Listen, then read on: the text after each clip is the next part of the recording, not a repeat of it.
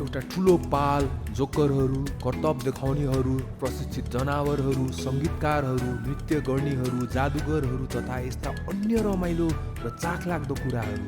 तपाईहरूलाई के लाग्दछ कि यो सबै थोक हामीले कहाँ भेटाउन सक्छौँ होला? हजुर, यो सबै कुरा हामीहरूले सर्कसमा भेटाउन सक्छौँ। कसैलाई सर्कस जानलाई मनपर्छ कि त्यहाँ रमाइलो हुन्छ होला है?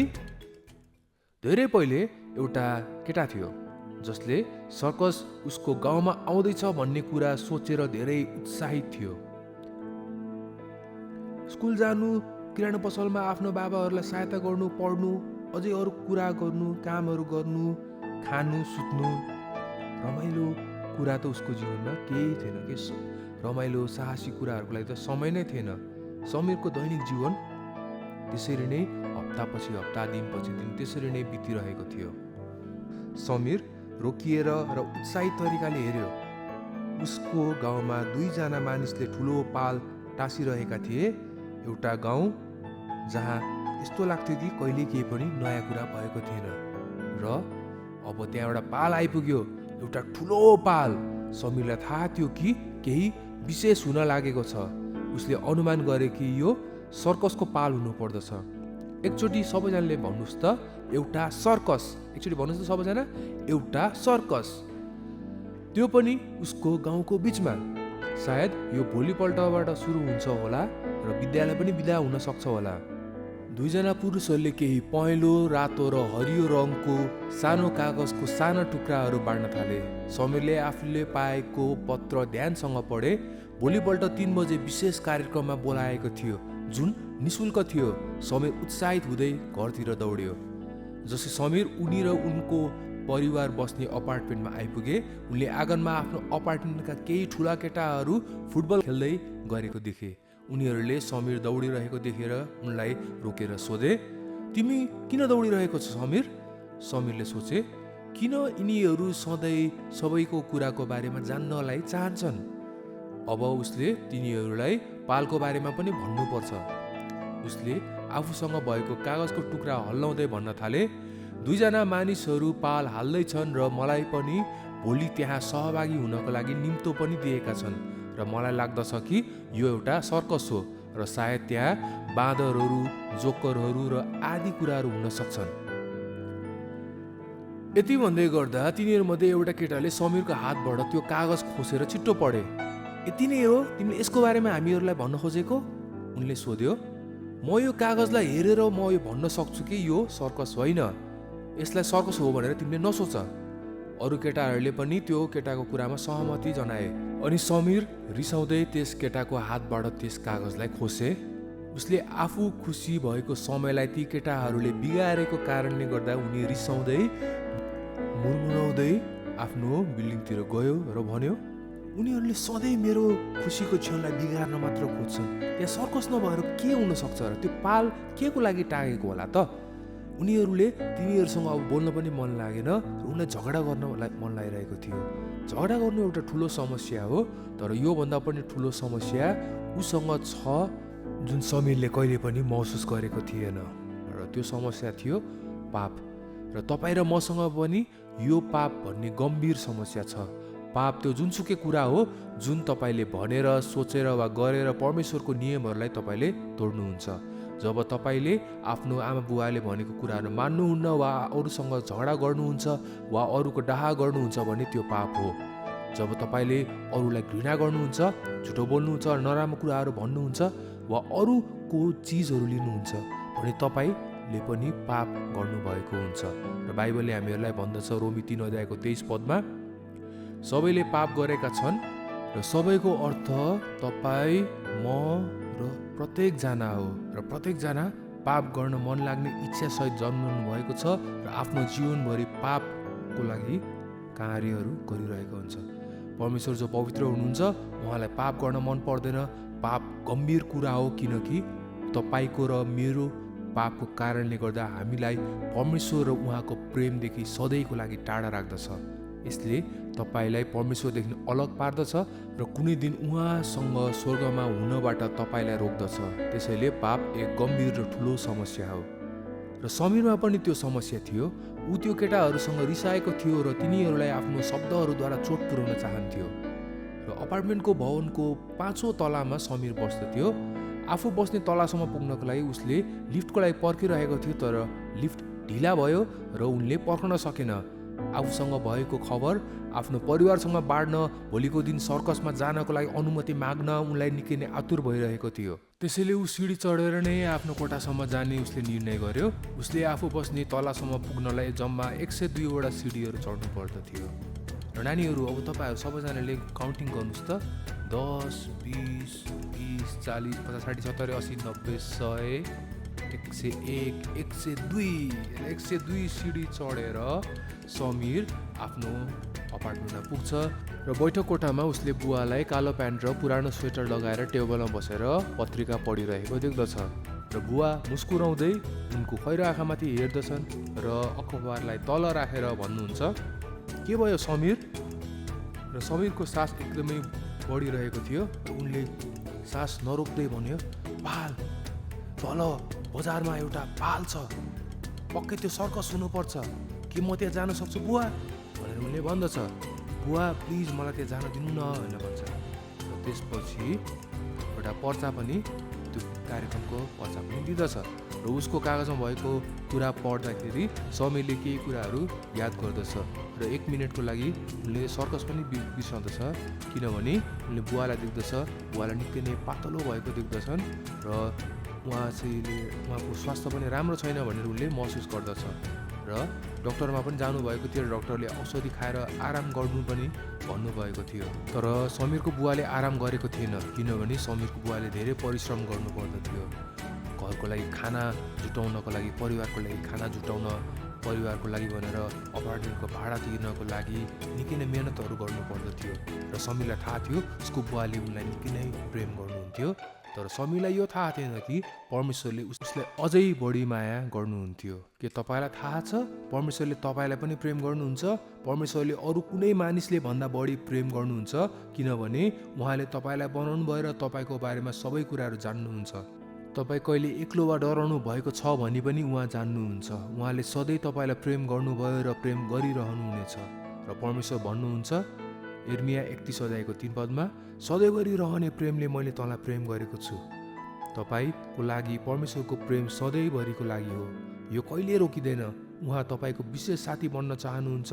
अब परमेश्वरसँग तपाईँको लागि उहाँको घर स्वर्गमा विशेष ठाउँ छ, जहाँ कुनै दिन तपाईँ उहाँसँगै बसेको उहाँ चाहनुहुन्छ।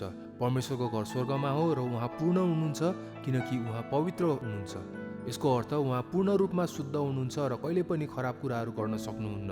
र त्यस पूर्ण परमेश्वरले कहिले तपाईँलाई प्रेम गर्न छोड्नुहुने छैन। केही कुरा अद्भुत छैन? आफ्नो बारेमा केही थाहा नहुने व्यक्तिलाई पनि परमेश्वरले प्रेम गर्नुहुन्छ र उसलाई प्रेम गर्नुहुन्छ भन्ने कुरा पनि समीरलाई थाहा थियो। र नम्रतापूर्वक उसको बुवाले भन्नुभयो, हुन्छ समीर, यदि तिमीले मलाई पसलको काममा सहयोग गर्यो भने मात्र तिमी पालमा जान सक्छौ। समीरको आमा पुरानो निलो कपडामा हात पुस्दै किचनबाट भित्र आउनुभयो। जसै बजारमा भएको अद्भुत पालको बारेमा आमालाई उनले बताए, समीरले आफ्नो सबै दुःखहरू बिर्सियो।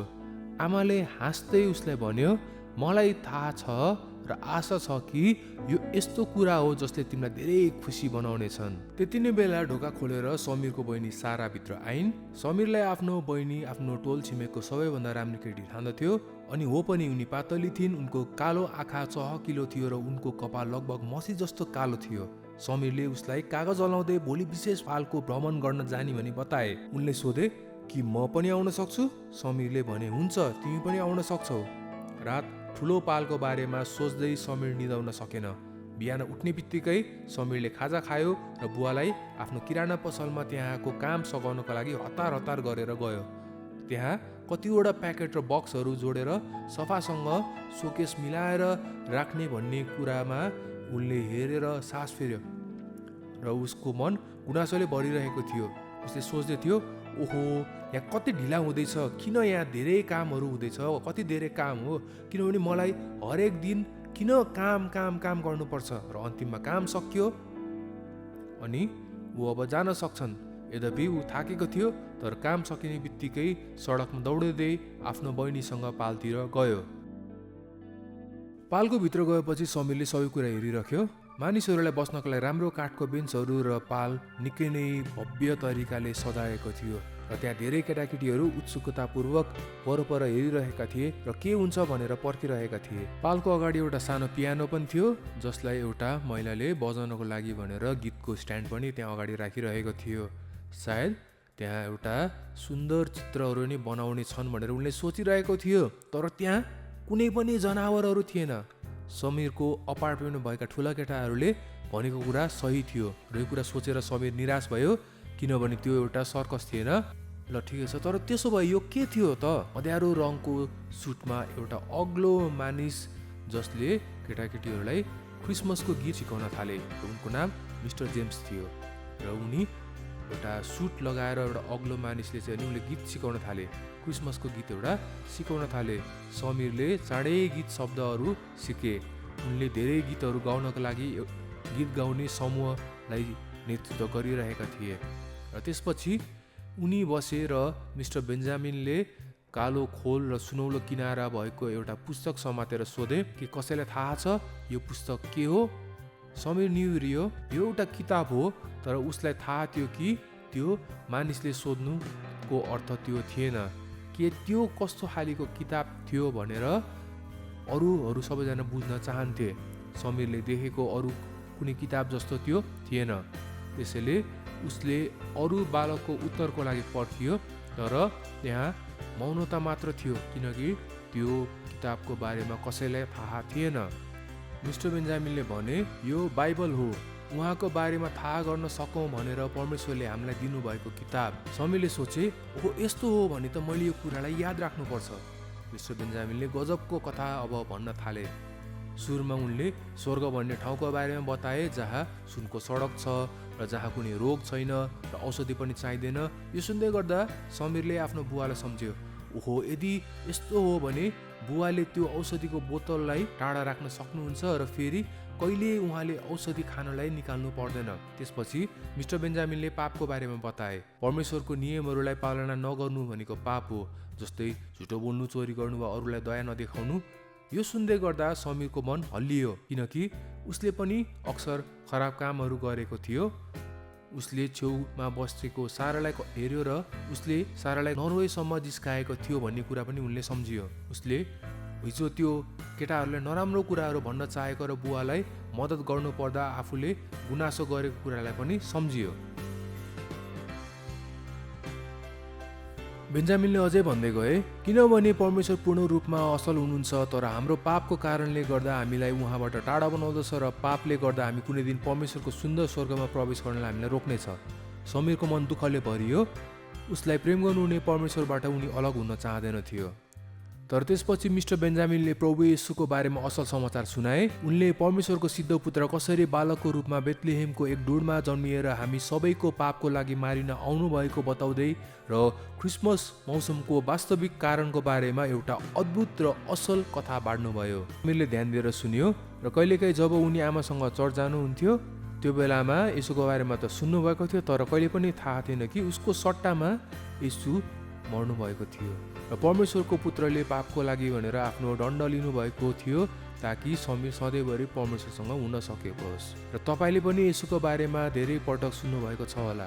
क्रिसमसको समयमा तपाईँले येशूको जन्मको बारेमा कथाहरू पनि सुन्नुभएको छ होला। येशू एक बालकको रूपमा यस संसारमा आउनुभयो। उहाँ तपाईँ जस्तै गरी बढ्नुभयो, तर उहाँमा एउटा कुरा फरक थियो, उहाँ सिद्ध हुनुहुन्थ्यो। उहाँले कहिले पनि गलत गर्नु भएन वा सोच्नु भएन, तर दुष्ट व्यक्तिहरूले उहाँको बारेमा झुटो कुराहरू बोले, उहाँलाई सताए र उहाँलाई मृत्युसम्म पुर्याए।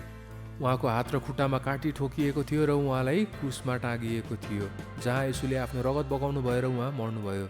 येशूले तपाईँ र मेरो पाप लिँदै जाँदै हुनुहुन्थ्यो, तपाईँले क्षमा पाओस् भनेर उहाँ मर्न तयार हुनुभयो र येशू परमेश्वरको पुत्र मात्र एउटा हुनुहुन्थ्यो जुन कार्य चाहिँ गर्न सक्नुहुन्थ्यो। अब उहाँले जे गर्नुभयो त्यसको कारणले तपाईँ परमेश्वर कहाँ अहिले जान सक्नुहुन्छ र उहाँसँग रहन सक्नुहुन्छ। येशू मर्नुभयो, गाडिनु भयो र तेस्रो दिनमा फेरि पनि जीवित हुनुभयो भनेर हामीहरूलाई पहिलो कोरिन्थी 15 अध्यायको 3 र 4 पदले भन्दछ। येशू सो इच्छाले मर्नुभयो ताकि हाम्रो पापको क्षमा हुन सकोस्। अहिले उहाँ जीवित हुनुहुन्छ र अहिले उहाँ जतिले उहाँलाई विश्वास गर्दछन् तिनीहरूको लागि भनेर स्वर्गमा ठाउँ तयार पार्दै हुनुहुन्छ। येशू किन मर्नु भएको भनेर समीरले पहिले थाहा पाएको थिएन र उनले सोधे, म कसरी मेरो पापबाट मुक्त हुन सक्छु? मिस्टर बेन्जामिनलाई समीरको मनमा रहेको प्रश्न थाहा भए जस्तो गरेर उनले बाइबलको एउटा अद्भुत प्रतिज्ञा पढेर सुनाए। किनकि परमेश्वरको नाउँ पुकार्ने सबैको लागि उद्धार हुनेछ। सबैजनाको अर्थ जो कोही पनि हुन सक्छ र तपाईँ र म पनि पर्दछ त्यसमा। र प्रभुको नाम पुकारा गर्ने सबैले भन्नाले विश्वास गर्नु वा येशूलाई बोलाउनु हो। उद्धार हुनेछ भन्नाले यदि तपाईँले येशूलाई तपाईँको पापको लागि मर्नु भएको हो भन्ने कुरा विश्वास गर्नुहुन्छ भने तपाईँको पापको दुःख सजाय अब तपाईँले भोग्नु पर्ने छैन। येशूले तपाईँलाई क्षमा गर्नुहुनेछ र तपाईँलाई सफा हृदय दिनुहुनेछ। त्यसपछि मिस्टर बेन्जामिनले बालकहरूलाई यदि तिमीहरूले येशूलाई बचाउनको लागि वा बोलाउन वा विश्वास गर्न चाहन्छन् भने तिनीहरूले अरूले कार्यक्रम सकाएर जब अरू पालहरूबाट बाहिर जानेछन् उनीहरूले चाहिँ त्यहीँ बस्न सक्छन् भनेर बताए। र समीरले मलाई यो एकदमै चाहेको छ भनेर उनले सोचे। र त्यसपछि जब अरू बालकहरू र साराहरू पनि बाहिर गइसके त्यसपछि समीर त्यही बेन्चमा बसिरहे। र मिस्टर बेन्जामिनले ध्यानपूर्वक बिस्तारै स्वर्ग, पाप र येशू उनीहरूको पापको लागि मर्नुभएको बारेमा फेरि पनि बताए। त्यसपछि उनले समीरलाई यदि बचाउनको लागि बोलाउन चाहन्छन् भने सोधे। समीर परमेश्वरसँग बोल्न चाहन्थ्यो तर उहाँलाई के भन्ने समीरलाई थाहा थिएन। त्यसैले जब मिस्टर बेन्जामिनले म तिमीलाई के गर्ने भनेर सहयोग गरौँ भनेर भन्दा उनी खुसी भए। मिस्टर बेन्जामिनले समीरलाई प्रार्थना गर्न सहायता गर्नुभयो र समीर घुँडा टेकेर निहुरेर भन्न थाले, प्रिय परमेश्वर, मलाई थाहा छ मैले पाप गरेको छु र म त्यसको लागि म क्षमा प्रार्थी छु। येशू मेरो पापको लागि मर्नु भएको कुरामा म विश्वास गर्दछु र मलाई अहिले नै बताउनको लागि तपाईँसँग प्रार्थना गर्दछु। मलाई क्षमा गर्नुभएको लागि धन्यवाद। आमेन। मिस्टर बेन्जामिनले समीरलाई यो उनको रातो खोल भएको पुस्तक जुन बाइबलको एउटा भाग हो त्यो दिनु अघि समीरसँग केही लामो समय बातचित गरे। त्यसपछि हतार गर्दै समीर पालबाट बाहिर गए र जति सक्दो छिटो कुद्दै घरतिर गए। दौड्दै गर्दा उनको मन खुसीले गाइरहेको थियो। प्रभु येशूले उसलाई प्रेम गर्नुहुन्छ भनेर उसलाई थाहा थियो। हो, यो कुरा सत्य थियो। परमेश्वरको पुस्तक बाइबलले यसो भन्दछ। समीरले आफ्नो बाबालाई पनि यस अद्भुत खबर सुनाउन र किताब देखाउनको लागि निकै उत्साहित थिए। ती दुईजना मानिसहरू अझै केही दिनको लागि त्यही ठाउँमा बस्न लागेका थिए ताकि यदि कोहीले पहिलो दिनमा पालमा हुने कार्यक्रम छुटाएको छ भने तिनीहरू अर्को दिन आउन सक्नेछन् र परमेश्वर र प्रभु येशू ख्रीष्टको बारेमा र उनको जन्मको बारेमा क्रिसमसको विशेष कथालाई सुन्न सक्नेछन्। भोलिपल्ट स्कुल गएपछि समीर फेरि पालमा गए।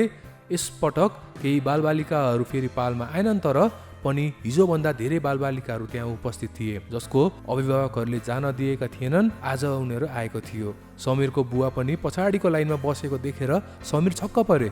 उनको बुवा निकै नै पातलो देखिनुहुन्थ्यो र सायद बुवाको अवस्था निकै गम्भीर भएको थियो भनेर समीरले बुझेका थिए। फेरि मिस्टर जेम्सले नयाँ गीतहरू सिकाउनु भयो र त्यसपछि मिस्टर बेन्जामिनले 6वटा अद्भुत चिजहरूको बारेमा तस्बिर देखाउनु भयो जुन परमेश्वरलाई विश्वास गर्ने पुकार्नेहरूको लागि भनेर थियो, जुन यस प्रकारको थियो। येशू स्वयं सधैँ हाम्रो साथमा हुनुहुन्छ। हामीसँग सफा हृदय र पापको क्षमा छ। हामीलाई स्वर्गदूतको सुरक्षा र पहरा छ। हाम्रो हृदयमा परमेश्वरको पवित्र आत्मा जीवित हुनुहुन्छ। थुमाको जीवनको पुस्तकमा हाम्रो नाम सदाको लागि लेखिएको छ। हाम्रो लागि स्वर्गमा ठाउँ तयार गरिएको छ। यी सबै कुरा भन्दा निकै नै शानदार सुनिन्थ्यो। समीरले यति धेरै खुसी आफ्नो जीवनमा कहिल्यै अनुभव गरेको थिएन। जब मिस्टर बेन्जामिनले आफ्नो कुराहरूलाई समाप्त गरे र त्यसपछि उहाँले फेरि यसो भन्न थाल्नुभयो, प्रभु येशूलाई आफ्नो पापहरूबाट बचाउनको लागि विश्वास गर्न चाहनेहरूले यहीँ बस्न सक्नुहुन्छ, बाँकीहरू चाहिँ अब घर जान सक्नुहुन्छ।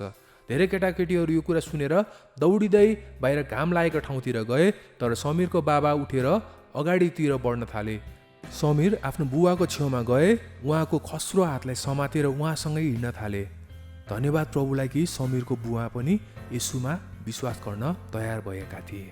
समीर र बुवा सुरुको बेन्चमा गएर मिस्टर बेन्जामिनको छेउमा बस्नुभयो। बुवाले यसो भन्दै हुनु गर्दा समीरले सुनिरहेका थिए।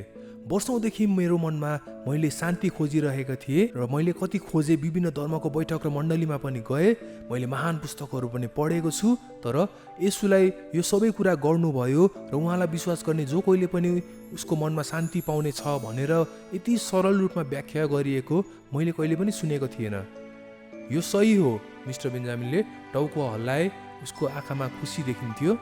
त्यसपछि उनले आफ्नो बाइबल खोले र बुवालाई थप व्याख्या गरे। बाबाको कुरा सुन्दा आँखाभरि समीरको आँसु आएको थियो। उसले रुमाल निकाल्यो र आँसु पुस्ने कोसिस गर्यो तर तिनीहरू अझै आइरहेका थिए। हामी प्रार्थना गरौँ, मिस्टर बेन्जामिनले भने। समीरले पनि बुवा र मिस्टर बेन्जामिनले प्रार्थना गर्दै गर्दा उहाँहरूसँगै घोडा टेकेर मनमनै प्रभुलाई धन्यवाद दिए र बारम्बार समीरले भने, कति शानदार, कति भव्य। त्यो रात बुवा वयस्कहरूको लागि साँझको एउटा बैठकमा जानुभयो। हरेक रात शिक्षकहरू गाउँमा हुनुहुँदासम्म उनीहरू त्यहीँ जान्थे।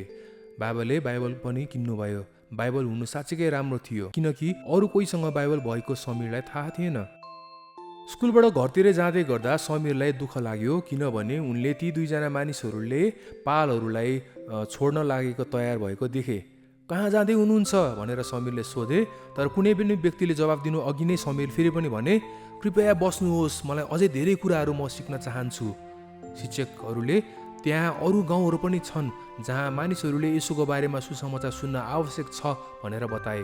उनीहरूले लगभग 1 वर्षमा फर्कने बाचा गरे र समीरलाई आफ्नो बुवासँग समीरलाई बाइबल अध्ययन गर्नु भनेर भने। त्यसपछि उनीहरू त्यहाँबाट गए र समीरले सोच्यो, 1 वर्ष यो त धेरै लामो समय हो। र त्यसपछि समीर फेरि पनि स्कुल जान्थ्यो, काम गर्थ्यो, पढ्थ्यो, तर सँगसँगै उनले बाइबल पनि पढ्थ्यो र आफूले सिकेका गीतहरू पटक पटक गाइरहन्थ्यो। परमेश्वरले उसलाई पापबाट टाढा रहन मद्दत गर्नुभयो र उसको हृदयमा ठुलो शान्ति हालिदिनु भयो। र एक दिन स्कुलबाट फर्कदै गर्दा मिस्टर बेन्जामिन र मिस्टर जेम्सले पाल टाँगेको देख्दा समीरको उत्साहको कल्पना तपाईँले गर्नुहोस् त। तपाईँहरू फर्कनु भयो भन्दै सिच्याउँदै समीर उनीहरू कहाँ गए। हामीले बाचा गरेको थियौँ समीर, अनि हामीहरू आयौँ, उनीहरूले भने। अनि तिमीलाई कस्तो छ समीर? मलाई सबै ठिकै छ, अनि म यसको बारेमा अझै धेरै कुराहरू सिक्न चाहन्छु। अनि तिम्रो बुवालाई कस्तो छ समीर भनेर मिस्टर बेन्जामिनले सोध्छ। म उहाँलाई फेरि पनि भेट्न चाहन्छु भनेर भन्छन्। समीर त्यस समयमा हिचकिच्याउँछ, भुइँमा हेर्छ र त्यसपछि आँसु तल झार्दै फेरि पनि माथि हेरेर भन्छन्, उहाँ प्रभु येशूसँग स्वर्गमा हुनुहुन्छ। यो कुरा साँचो हो कि हामी उहाँलाई धेरै सम्झन्छौँ, तर मलाई थाहा छ उहाँ जहाँ हुनुहुन्छ त्यहाँ बिरामी हुनुहुन्न र अब उहाँलाई कुनै पनि औषधिहरूको पनि आवश्यकता पर्दैन। बुवाले हामीलाई छोडेर जानुभए तापनि केही महिना अघिदेखि धेरै खुसी देखिनुहुन्थ्यो। आमा र सारा दुवैजनाले पनि यसोमाथि विश्वास गरे र बुवा स्वर्गमा हुनुहुन्छ भन्ने कुरा थाहा पाउँदा निकै नै म खुसी छु। हो समीर, तिमीले येशूको बारेमा धेरै कुराहरू बुझेको रहेछ र अरूहरूले पनि अब येशूको बारेमा थाहा हुनुपर्दछ। बोलाउनको लागि तिमीले के मलाई मद्दत गर्न सक्छौ? समीरले हुन्छ भन्यो र परमेश्वरको साक्षी बन्न र अरूहरूलाई परमेश्वरको प्रेमको बारेमा बताउन उनी तयार थिए। र यदि तपाईँले पनि येशू ख्रीष्टलाई आफ्नो मुक्तिदाताको रूपमा विश्वास गर्नुभएको छ भने तपाईँ उहाँको सन्तान बन्नुभएको छ। तपाईँ उहाँको लागि भनेर साक्षी बनेको परमेश्वर चाहनुहुन्छ। तपाईँले परमेश्वरको प्रेमको बारेमा आफ्नो परिवार र साथीहरूलाई पनि भन्न सक्नुहुन्छ र उहाँले उनीहरूलाई प्रेम गरेको कारण क्रुसमा उनीहरूको पापको लागि मर्नुभएको र फेरि जीवित हुनुभएको र येशूलाई विश्वास गरे मात्र पापबाट क्षमा पाउने बाटो हो भनी बताउन सक्नुहुन्छ। यो क्रिसमसको मौसम अथवा समयहरूमा कसरी अरूहरूले पनि येशूलाई आफ्नो मुक्तिदाताको रूपमा विश्वास गर्न सक्छन् भनी बताउन सक्नुहुन्छ।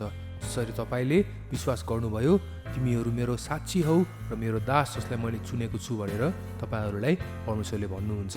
र समीर साक्षी बन्न र अरूहरूलाई सुसमाचार सुनाउन र बाँड्न चाहन्थे। शिक्षकले समीरलाई कागजको सानो टुक्राको थैली दिए, केही पहेँलो, केही रातो र केही हरियो कागजहरू दिए। समीरले उनीहरूलाई हावामा हल्लाएर आफूले भेटेका सबैलाई भने, पालमा आउनुहोस्, तपाईँ पालमा आउन सक्नुहुन्छ। तपाईँलाई लाग्न सक्छ कि पाल सर्कसको लागि हो, तर यो होइन, यो सर्कसभन्दा धेरै उत्तम छ भनेर बताए। सर्कस धेरै रमाइलो हुन्छ, तर यदि आज समीर यहाँ भएको भए येशूले तपाईँलाई तपाईँको पापबाट बचाउँदाको शान्ति र आनन्दसँग सर्कसको रमाइलोसँग तुलना गर्न सकिँदैन भनेर बताउने थियो। अनि त्यस्तो अवस्थामा तपाईँले के गर्नुहुन्थ्यो? के तपाईँले पाप गर्नुभएको छ भन्ने थाहा छ? के तपाईँ परमेश्वरको आफ्नै पुत्र येशू ख्रीष्ट तपाईँको पापको मूल्य तिर्नको लागि मर्नुभएको, गाडिनुभयो र फेरि जीवित हुनुभयो भन्ने कुरामा विश्वास राख्नुहुन्छ? उहाँले तपाईँले भोग्नुपर्ने सजाय दिनुभयो र बाइबलले यसरी भन्दछ, यूहन्ना 1:12 जतिले उहाँलाई ग्रहण गरे र उहाँको नाउँमाथि विश्वास गरे, उहाँले तिनीहरूलाई परमेश्वरको सन्तान हुने अधिकार दिनुभयो। यसुलाई ग्रहण गर्नु भनेको उहाँलाई तपाईँको व्यक्तिगत मुक्तिदाताको रूपमा मान्नु हो। तपाईँले उहाँमाथि पुरा भरोसा राखेर उहाँ तपाईँको लागि भनेर मर्नुभयो र फेरि जीवित हुनुभयो भन्ने कुरामा विश्वास राख्नु पर्दछ। उहाँ मात्र एक हुनुहुन्छ जसले तपाईँलाई बचाउन सक्नुहुन्छ। जब तपाईँ यसुमा विश्वास गर्नुहुन्छ, उहाँलाई आफ्नो मुक्तिदाताको रूपमा ग्रहण गर्नुहुन्छ, तपाईँ परमेश्वरको आफ्नै सन्तान बन्नुहुन्छ। उहाँ अहिले र सधैँभरि तपाईँसँगै हुनुहुन्छ। के तपाईँ आज यसुमा विश्वास गरी उहाँलाई आफ्नो हृदयमा ग्रहण गर्न चाहनुहुन्छ? यदि चाहनुहुन्छ भने कृपया आफ्नो शिर झुकाउनुहोस् र आँखा बन्द गर्नुहोस् र आफ्नो हात उठाएर मलाई देखाउनुहोस्। यदि तपाईँले आफ्नो हात उठाउनु भएको थियो र यसुलाई विश्वास र ग्रहण गर्नु भनेको के हो भन्ने कुराको बारेमा थप जान्न चाहनुहुन्छ भने मलाई भेट्नुहोस् र म तपाईँलाई बाइबलको बारेमा अझै थप बताउनेछु।